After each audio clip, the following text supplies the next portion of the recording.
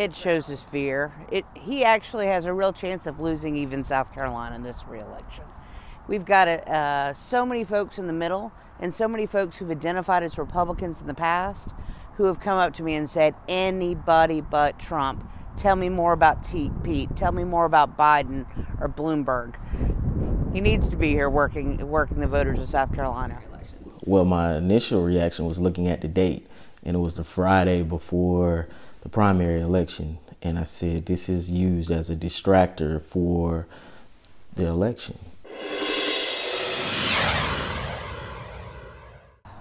Well, they probably aren't listening to what's happening to their neighbor. They might care about what's happening to them, but I think they're less likely to be aware of the people next door struggling to pay their rent. You know, I absolutely know that there are people who are huge Trump fans. I've got friends who are huge Trump fans, and we're still friends. But I think we absolutely have a good opportunity in the Democratic Party to elect a strong candidate for president. Well, you know, I always try to be respectful of all persons, and they have their individuality, and they can have the right to choose who they want to support. Just as long as we're all respectful of each other, I think that's very important. So as long as there's no disrespect towards any individual, because we've seen that in the past, I hope that this is a safe rally. I hope nobody gets hurt, and I think as long as nobody gets hurt, it's going to be fine.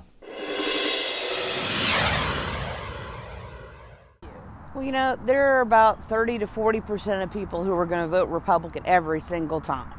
There are about 30 to 40% of the people that are Democrats that are going to vote Democratic every single time. The way the decisions are always made is by who controls the people that are moderates and independents. And every single day, I have someone come up to me and say, anybody but Trump. And they say it in a whisper. They don't want to admit it. And thank goodness we got a private ballot like we're supposed to have. But there are lots of people who have a strong history of voting in every single Republican primary who come up to me and tell me they're voting for not just Joe Cunningham, not just Joe Biden, but the whole Democratic ticket. So we're going to work hard to earn those people's vote this year. We want to make sure we're representing all Democrats and representing a majority of Charlestonian and South Carolinians.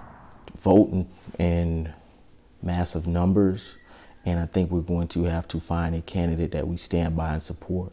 I think that if we continue to have a lot of infighting amongst us, it's going to show that we aren't unified, and we could possibly have that weakness be a target and a strength on their particular behalf, and I want to say they're the Republican Party.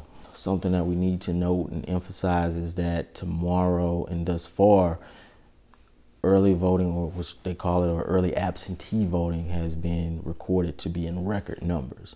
So it shows that people are very concerned about this election and that people are exercising their right to vote.